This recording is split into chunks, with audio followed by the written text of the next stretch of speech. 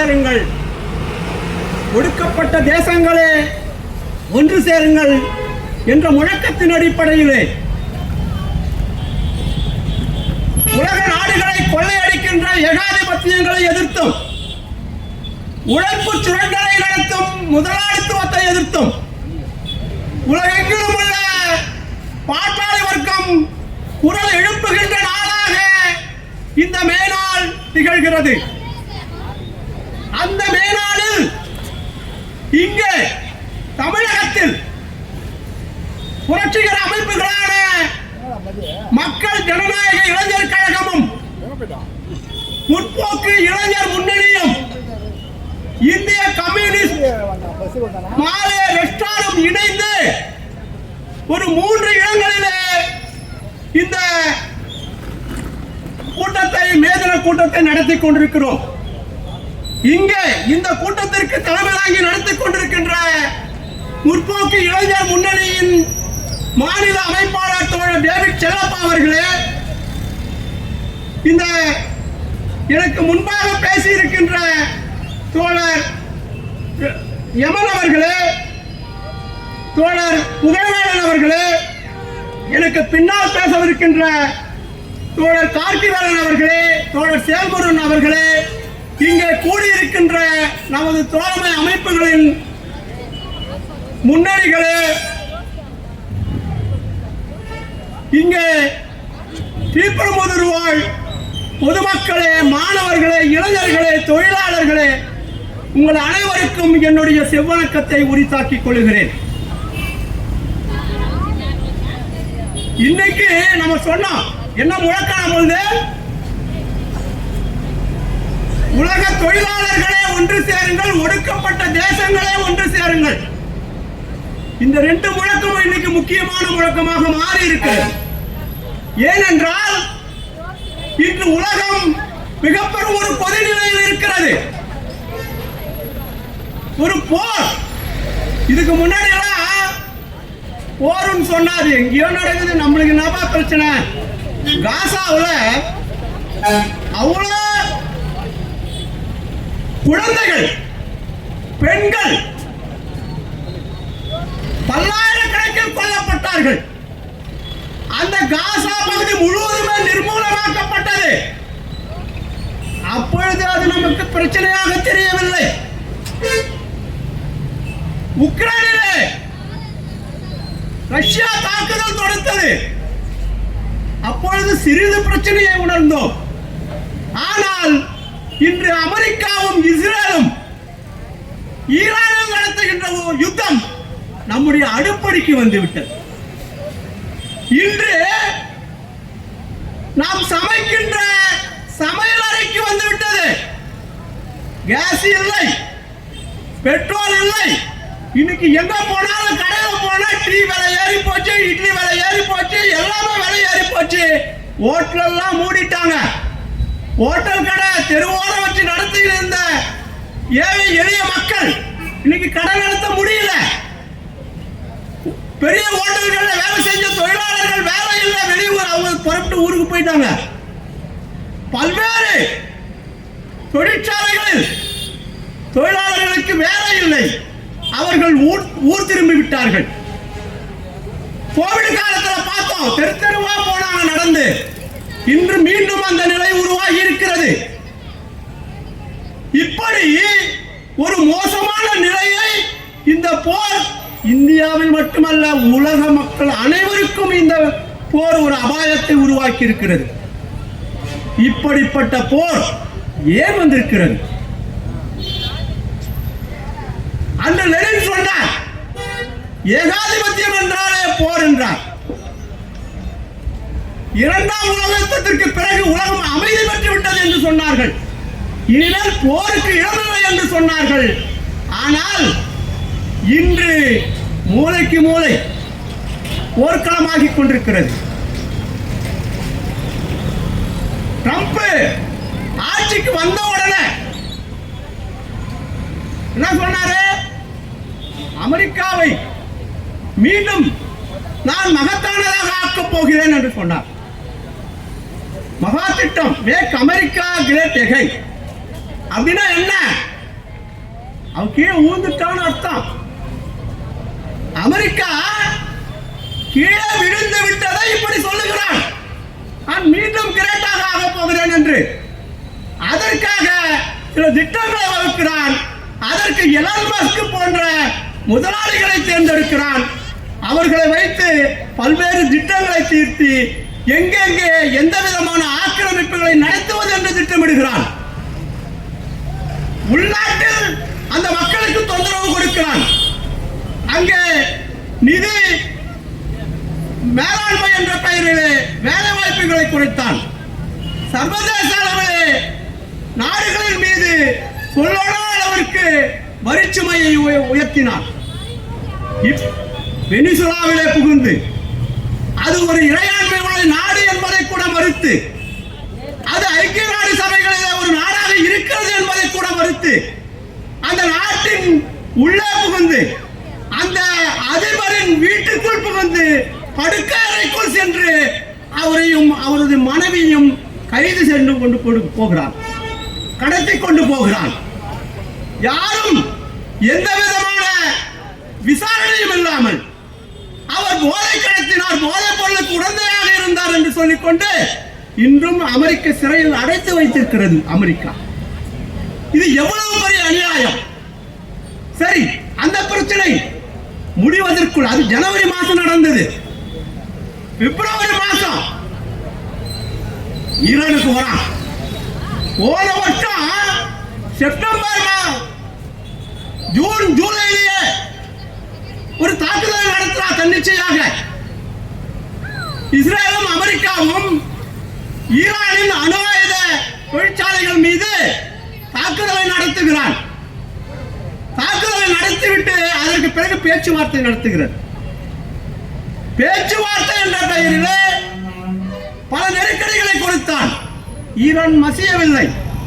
அவர்கள் சொன்னார்கள், நாங்கள் அணு ஆயுதத்தை நீங்கள் பார்வையிடுவதில் எந்த தடையும் நாங்கள் விதிக்கவில்லை, ஆனால் எங்கள் மீது தேவையற்ற பொருளாதார தடையை நீங்கள் விதித்திருக்கிறீர்கள், அதை நீக்க வேண்டும் என்று சொன்னார்கள்.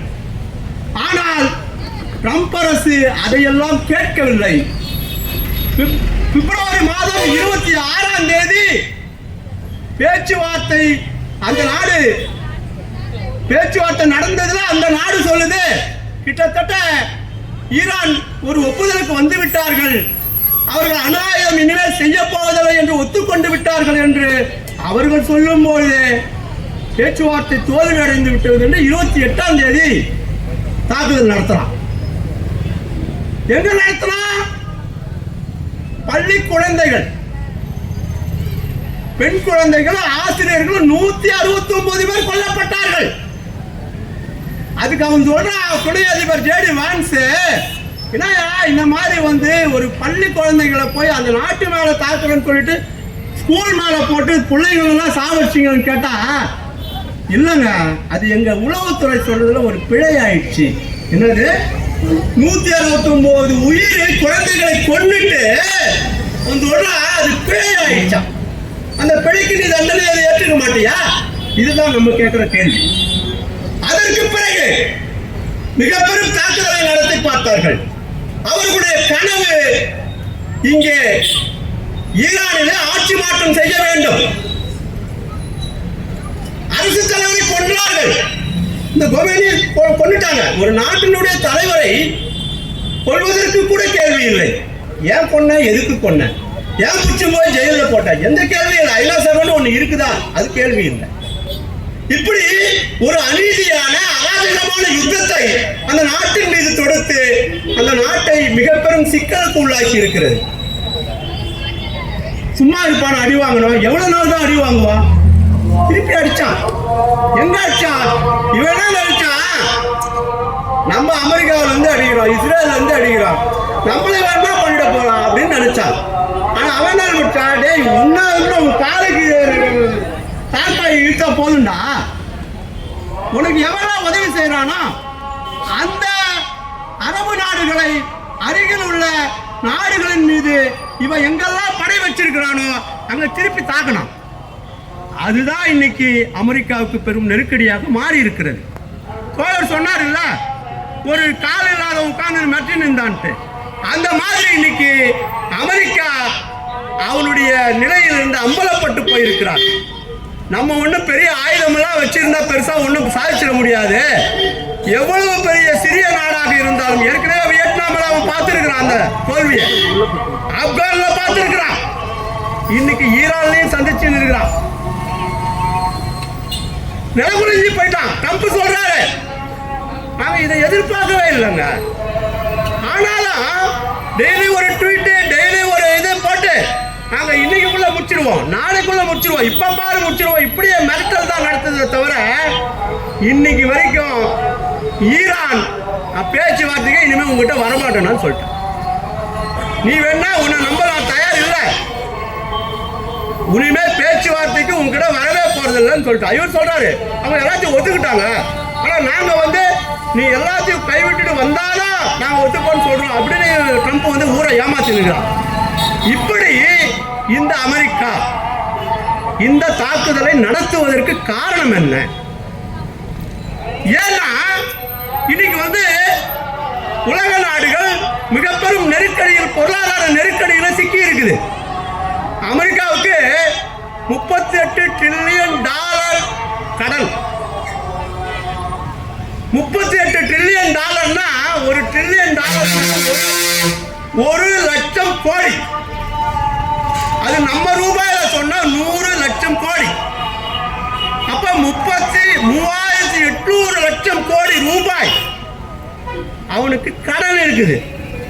ஆனா அவனுடைய தேசிய உற்பத்தி எவ்வளவு தெரியுமா? வெறும் 30 லட்சம் கோடி தான். 30 லட்சம் கோடி டாலர். அப்ப அவனுடைய உற்பத்தியை விட கடன் மிக பெரும் அளவில் வளர்ந்து போச்சு. ஏன்னா அவனுடைய உற்பத்தி களத்தை இந்த ஏகபோக கார்பரேட்டுகளுக்காக, அவர்களின் நலன்களுக்காக அங்கிருந்த உற்பத்தி களத்தை எல்லாம் சீனாவுக்கும் வியட்நாமுக்கும் இந்தியாவுக்கும் நவதிட்டான்.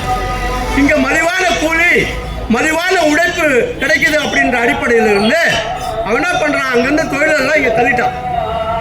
அங்க இருக்கிறவனுக்கு வேலை இல்லை, நெருக்கடி ஆயிப்போச்சு, நாடும் பொருளாதாரத்தில் சிக்கிடுச்சு, மக்களும் மிக பெரும் நெருக்கடியில் 2008 தான் அது வெடிச்சு போச்சு. வீடு வாங்கினவன் வேலை போயிடுச்சு, வீடு வாங்கினா வீட்டு கடன் கட்ட முடியல, தனிநபர் கடன் கட்ட முடியல, எந்த கடனும் கட்ட முடியல, மிக பெரும் நெருக்கடியை அந்த நாடு சந்தித்தது. அதை வச்சுதான் ட்ரம்ப் ஆட்சிக்கே வரார். என்ன சொல்றாரு, இந்த அமெரிக்க தொழிலாளர்கள்லாம் கஷ்டப்படுறாங்க, அவங்களுக்கெல்லாம் வேலை இல்லாமல் போச்சு, அதுக்கு காரணம் இந்த கார்பரேட்டுகளுக்கு வேற நாட்டுக்கு போனதில்லை, மெக்சிகோலேருந்து வந்துட்டான், இந்தியாவிலேருந்து வந்துட்டான், சீனாவிலேருந்து வந்துட்டான், இவனெல்லாம் நம்ம வெளியே தோட்டினாதான்டா நம்மளுக்கெல்லாம் வேலை இப்படின்னு. இதுதான் வலதுசாரி கொள்கை, இதுதான் ஒரு வெறுப்பு அரசியல். மற்றவங்க மேல இங்க இஸ்லாமியர்கள் மேல எப்படி பாஜக ஒரு வெறுப்பை பதிக்கிறதோ அது மாதிரி அங்க அண்டை நாடுகளில் இருந்த தொழிலாளர்கள் மீது ஒரு வெறுப்பை விதைத்து ஆட்சிக்கு வந்தான் இந்த ட்ரம்ப். வந்தவொடனே நான் அது பண்ணுவேன் இது பண்ணுவேன், ஒன்றும் பண்ண முடியல. ஏன்னா அங்க தொழில் இல்லை. அதனால என்ன பண்றான், இப்ப போரை நடத்தியே தீர வேண்டிய கட்டாயத்தில் இருக்கிறான். ஏனால் அவனுக்கு சந்தை வேணும். புதுசா ஆயுத உற்பத்தி தான் அவனுடைய முக்கிய தளமா இருக்கிறது, ஆயுத உற்பத்தி. அந்த ஆயுத நிறுவனங்களுக்கு இன்னைக்கு வேலை வேணும். அதுக்காக என்ன பண்றான், அங்கங்க போர்களை தூண்டி விடுகிறான். இது இன்னைக்கு அமெரிக்கா செய்து கொண்டிருக்கிற ஒரு அடிப்படை.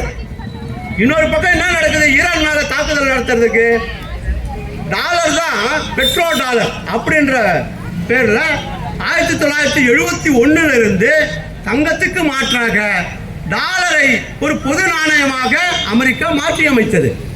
அதன் மூலமாக மிக பெரும் வருமானத்தை இந்த நாடு, அந்த அமெரிக்கா ஈட்டுது. அந்த ஒரு ஏகபோக நிலை. ஏன்னா உக்ரைன் மேல இஸ்ரேல் ரஷ்யா தாக்குதல் நடத்தின உடனே இவங்க என்ன பண்ணாங்க, ஒரு பெரிய தடையை போட்டாங்க. ரஷ்யாவுக்கு செல்லக்கூடிய, அதாவது அவங்க ஜெர்மன் போன்ற ஐரோப்பிய நாடுகளுக்கு கேஸ் ஏற்றுமதி மற்றும் பெட்ரோல் ஏற்றுமதியில் ஈட்டிய வருமானங்கள் கிட்டத்தட்ட $300 பில்லியன். அதை அப்படியே முடக்கிட்டான். டிஜிட்டல் வர்த்தகம் ஸ்விஃப்ட் என்ற பெயரில் ஒரு நாடுகளுக்குள் பரிவர்த்தனை செய்கிற அந்த ஸ்விஃப்ட் அமைப்பு அமெரிக்காவின் கட்டுப்பாட்டில் இருக்கிறது. அப்படியே ரஷ்யாவுக்கு போக வேண்டிய பணத்தை அப்படியே நிறுத்திட்டான்.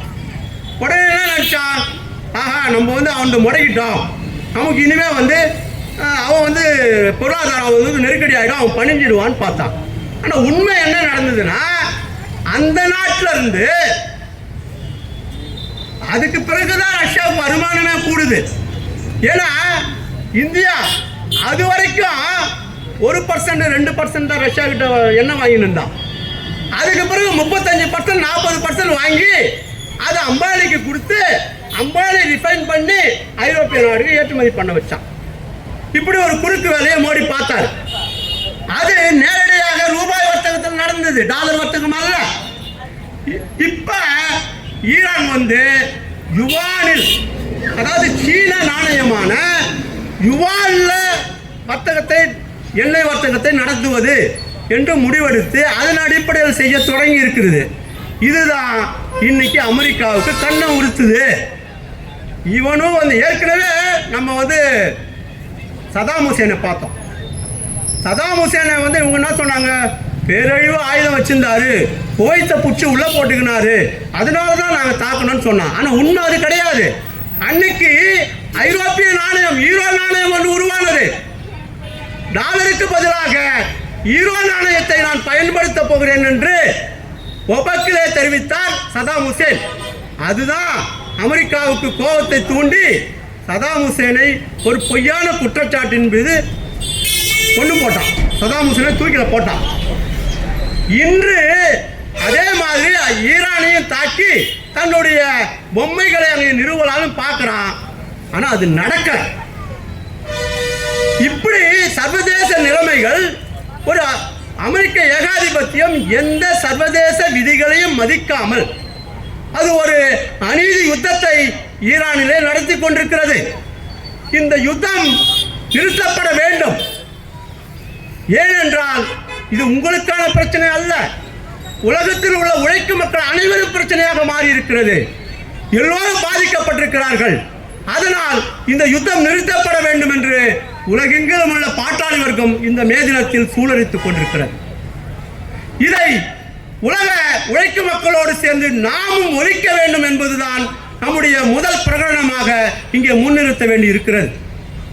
சரி, இது ஒரு பக்கம் நடக்குதுங்க. நம்ம மோடி இருக்கிறார். இவரு என்ன பண்ணுவாங்க, அவ்வளவு பேரை 169 குழந்தைகளையும் பெண்களையும் ஆசிரியர்களையும் கொண்டு போட்டான். நம்மால ஒரு இரங்கலாவது தெரிவிப்பாரான்னு பார்த்தா வாயே திறக்கலைங்க. அந்த நாட்டினுடைய தலைவரை கொண்டாங்க, அப்ப கூட வாய் திறக்கல. ஆனா திருப்பி ஈரான் வந்து கத்தார் மேலையும் யுஏஇ மேலையும் அட்டாக் பண்ண உடனே இதெல்லாம் தப்புங்க அப்படின்னு பேசுறார். இதுல இருந்து தெரிஞ்சதில்லை நம்மளுக்கு இவர் யார் பக்கம் இருக்கிறாருன்னு சொல்லிட்டு. கரெக்டா 28ஆம் தேதி போர் தொடங்குறாங்க இஸ்ரேலும் அமெரிக்காவும். ஆனா இந்திய பிரதமர் 26ஆம் தேதி அங்க இஸ்ரேல் பாராளுமன்றத்தில் பேசுறார். என்ன பேசுறாரு, நாமெல்லாம் ஒண்ணு, நீ தாய்னா நான் தந்தை, அதாவது ஜியோனிசமும் இந்துத்துவமும் ஒண்ணு அப்படின்னு இஸ்ரேல் பாராளுமன்றத்தில் பேசிவிட்டு வருகிறார். இன்னொரு பக்கம் அங்கே ஈரானிலே இந்தியாவின் பொறுப்பில் இயங்கிக் கொண்டிருக்கிற ஜமாத் துறைமுகத்தை ஈரானில் இருந்து உளவு பார்ப்பதற்காக பயன்படுத்த அனுமதி கொடுத்து விட்டு வருகிறார். ஒரு துரோகி வேலையை செய்தார். ஈரான் என்ற நட்பு நாட்டை, நமக்கு மலிவான எண்ணெயை கொடுத்து கொண்டிருக்கின்ற அந்த நாட்டை, அங்கே இவர்களுக்கு துறைமுகம் அமைத்து கொடுத்த நாட்டை கை கழுவி விட்டு அமெரிக்க எஜமானர்களுக்காக இஸ்ரேலின் நண்பனுக்காக இந்திய மக்களை தவிக்க விட்டிருக்கிறார். இன்னைக்கு பிரச்சனை என்னன்னு கேட்டா, இன்னைக்கு சொல்றாங்க மோடி உண்மையில் இங்க பிரிக்ஸ் ஒரு இது கூட்டமைப்பு வச்சிருக்காங்க. அதாவது Brazil, Russia, India, China, south Africa இது கூட சில நாடுகள் இப்பெல்லாம் சேர்ந்துருக்காங்க. இந்த நாடுகள் அமைப்பு டாலரை மாற்றிவிட்டு வேறு நாணயத்தை உருவாக்க வேண்டும் என்று அந்த அமைப்புக்கு ரஷ்யா தலைவராக இருக்கும்போது ஒரு முடிவெடுத்தார்கள். அந்த முடிவை உள்ளிருந்தே கெடுத்தது இந்தியா. ஒரு ஒற்றை வேலையை இந்தியா செய்து கொண்டிருக்கிறது. அதனால் பிரிக்ஸிலிருந்து இந்தியாவை நீக்க வேண்டும் என்று குரல் எழும்பியிருக்கிறது. அப்படி மோடி அரசாங்கம் நம்மளுக்கு இவன் பிரச்சனை கலப்பில் இருக்கும்போது ரஷ்யா தான் எண்ணெய் கொடுத்தான், ஈரான் தான் எண்ணெய் கொடுத்தான். அதையெல்லாம் மறந்துவிட்டு முழுக்க முழுக்க அமெரிக்காவின் பக்கம் மோடி அரசு நின்று கொண்டிருக்கிறது. என்ன பண்றான்? இப்படி மோடி அரசினுடைய செயல் என்பது வெறும் வெளியுறவு கொள்கை பிரச்சனை அல்ல, அது இந்தியாவில் உழைக்கும் மக்களை பாதிக்கின்ற பிரச்சனையாக, அதுதான் நம்மளுக்கு பெட்ரோல் இன்னைக்கு கிடைக்கிறது பிரச்சனையாக இருக்குது. சோழர் சொன்னார் இல்ல, கேஸ் கூட இந்த அரசாங்கத்தை பார்த்து கொடுக்கலங்க. அது கேஸை கொடுத்தது அவங்க என்ன சொன்னாங்கன்னா, இந்திய மக்கள் மதச்சார்பற்றவர்கள், அவர்களுக்காக நாங்கள் இந்த வழியை திறந்து விடுகிறோம் இந்தியாவுக்காக சொன்னாங்க.